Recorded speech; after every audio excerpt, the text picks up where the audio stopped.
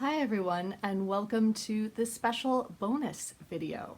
My name is Heather, and if you saw my last video, my January TBR, or Pile of Possibilities, you will know that I am completely open going into this new year of reading. And I'm trying to let go of a lot of the pressures that I put on myself. But one goal that I want to start is making sure that I'm reading more of my library ebooks than I have been in the past. Now, I have two apps that I can use through my library.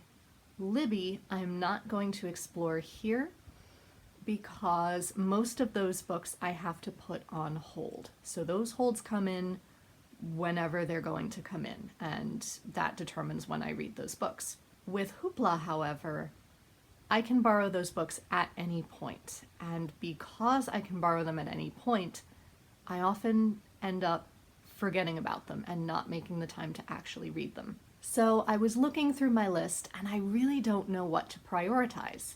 So I thought I would share with you what's on my list of books that I would like to read and see if you have any opinions as to which I should prioritize over others. So starting with ebooks, I marked completely on a whim Wormwood Abbey by Christina Bear, which is apparently a new book. And the description says that it is a cozy gothic novel of mystery, dragons, and the perils of friendship, perfect for fans of Emily Wilde's Encyclopedia of Fairies and Maria Grace. That looks lovely. It's Victorian, it's fantasy, it looks like there's a little bit of romance. That could be lots of fun. Then I marked a lot of L.M. Montgomery books that I haven't read yet. So the first one I have marked is Emily Climbs. This one is probably more of a priority than others because I do have a physical book of book 3, Emily's Quest. This is the second in the Emily of New Moon series. So I will get to read this one eventually because I have to before reading the physical reminder here in my room. But apart from that, I also have access to The Story Girl, which I know is Megan of Megan the Story Girl's favorite. I mean, she named her channel after it, so it's certainly one of her favorites. But then I realized that they also have A Tangled Web, Jane of Lantern Hill, Pat of Silverbush, and Mistress Pat, which tells me there could also be more Pat books, The Golden Road, and Kilmeny of the Orchard. So if you have read any of those, let me know which I should prioritize because I would love to have some more cozy L.M. Montgomery in my life. I also have The Ravenswood Witch, which looks like another Victorian Gothic story, which sounds absolutely amazing, and that is by Jenny Keir. Surprised by Oxford by Carolyn Weber, which is a memoir of her time at Oxford University, and also she had a major conversion experience while she was there. So I thought that sounded interesting. I can also read the Dangerous Assassin series by Elizabeth Wheatley. I have loved following Elizabeth Wheatley on YouTube for several months now. Her Book Goblin sketches are hilarious and a little bit too relatable sometimes. So I would love to actually read her work. This is a Celtic, Norse, Anglo-Saxon-ish inspired fantasy series. Then I have, well, possibly have The Library of Borrowed Hearts, although possibly I don't have access to that anymore, by Lucy Gilmore, which looks like a bookish romance, which sounds amazing. I also have marked Miss Morton and the English House Party Murder by Catherine Lloyd. I think I saw Catherine Lloyd, that's her pen name, I think. But I think I saw her on an episode of Escape to the Country last year, and I discovered that I could in fact get her books on Hoopla here. And this looks like it's a gothic mystery Regency type book, which sounds lovely.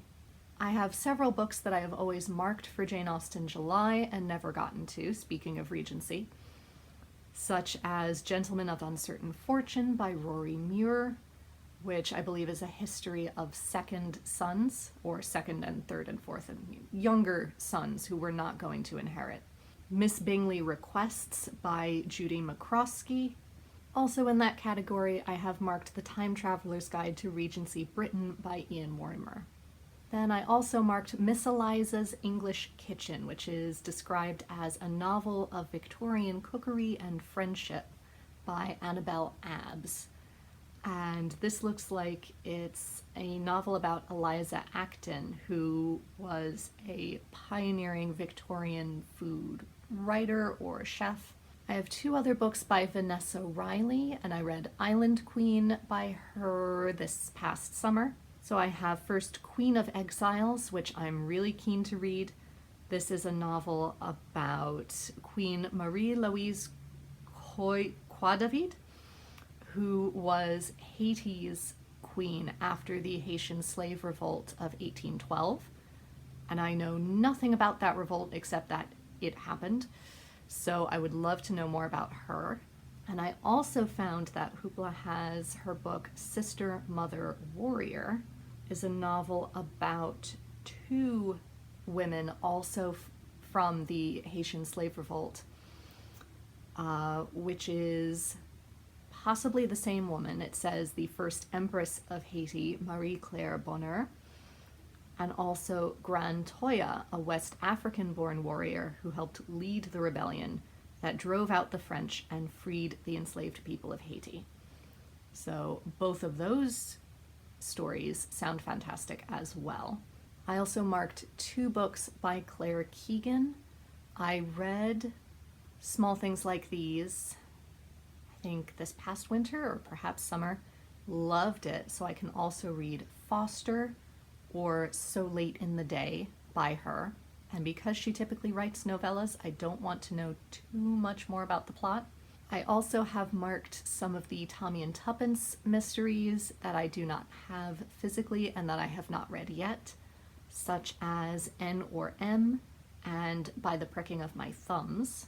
I read Loyally Luke by Pepper Basham this year as an ARC, and I can access the first two books in that series on Hoopla as well, so I have marked those. They are Positively Penelope and Authentically Izzy. And this is a Christian romance series that features, as its setting, a fictional Scottish island. I also have the ebook marked of Thank You for Listening by Julia Whelan. I can't seem to get hold of the audiobook, which I think would make this extra good, but I'd be willing to read it nonetheless. And this is a novel by a renowned audiobook narrator about an audiobook narrator who I believe is also looking for love. I have another Catherine Lloyd series marked as well, which is Death Comes to the Village, which looks like your typical cozy mystery set in a small English village.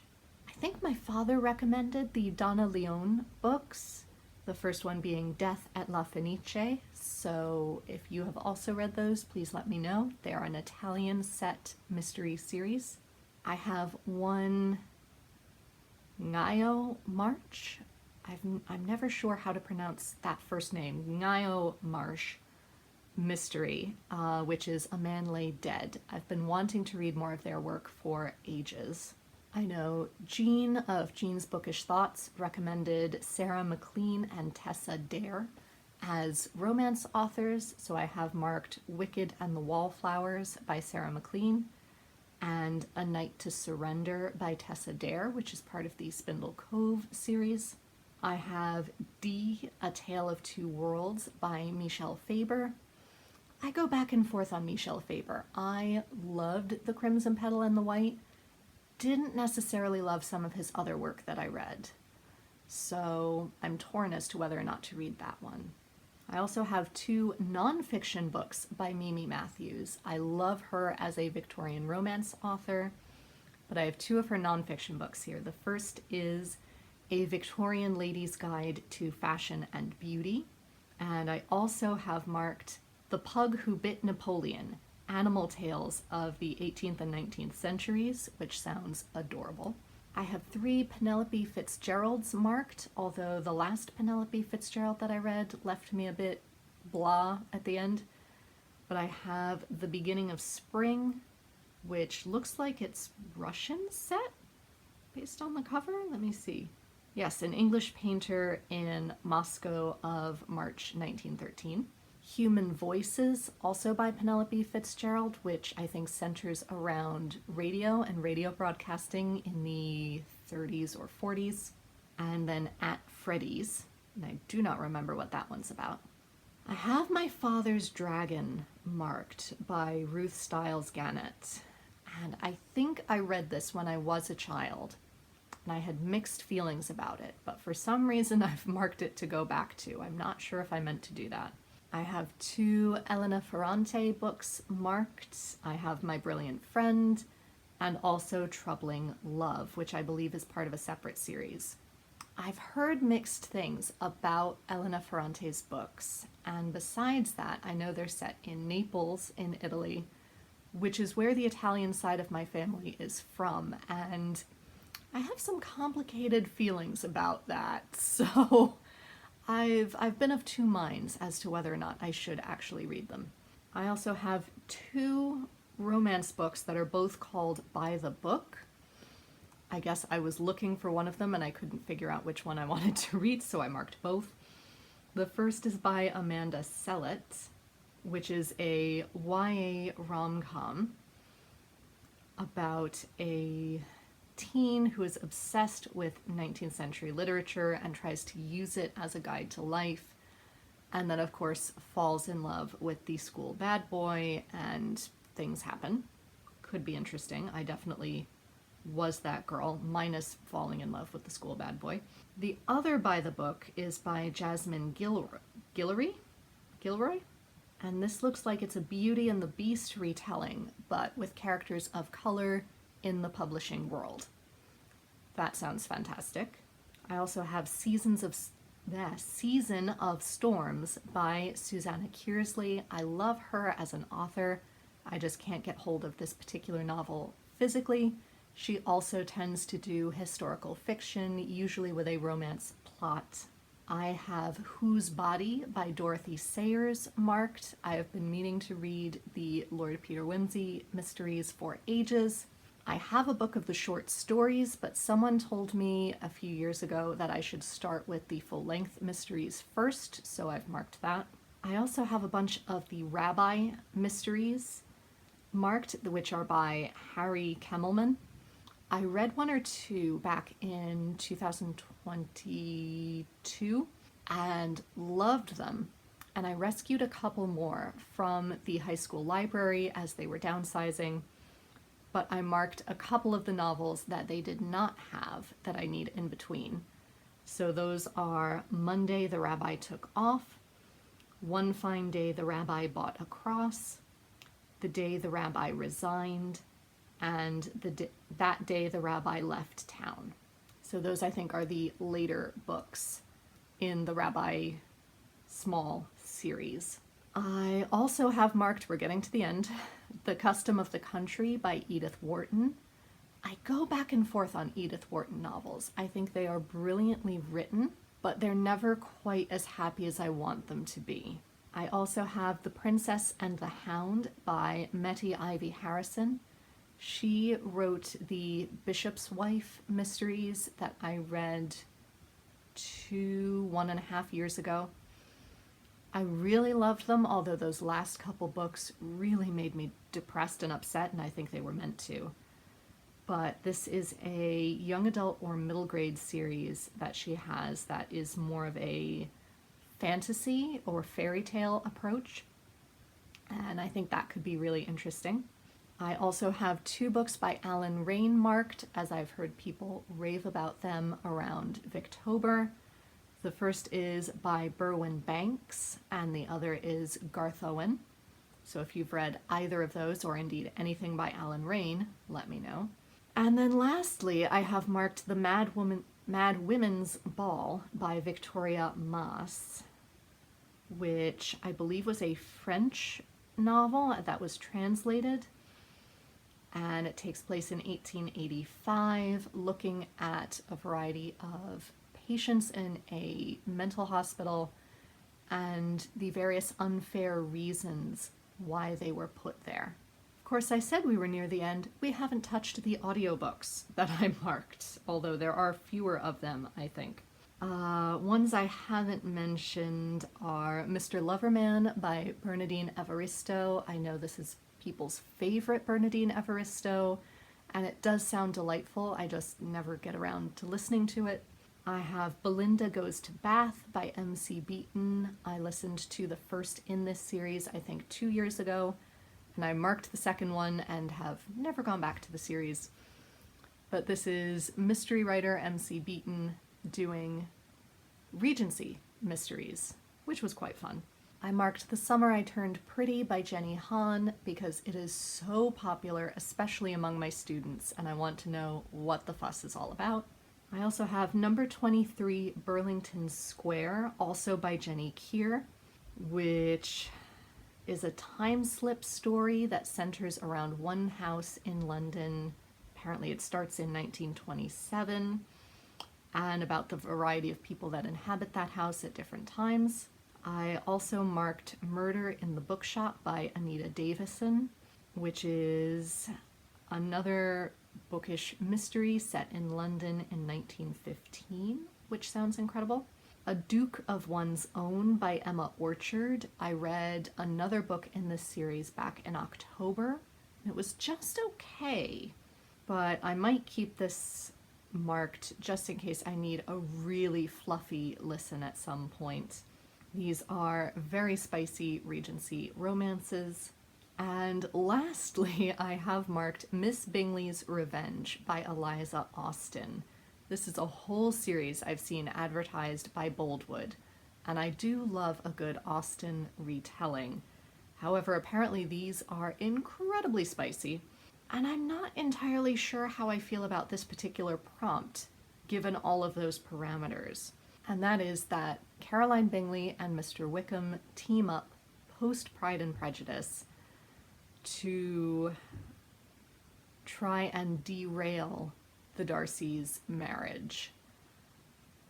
I don't know how I feel about that.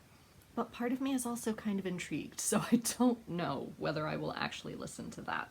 And so those are all of the books I have currently marked on Hoopla. Like I said, if you have read any of them and recommend that I read them sooner rather than later, please let me know in a comment down below and I will move those up my priority list and maybe start whittling down this incredibly long list. This turned into a much longer video than I thought it was going to. So thank you for bearing with me. Until next time, be safe, be well, and happy reading. Bye everyone.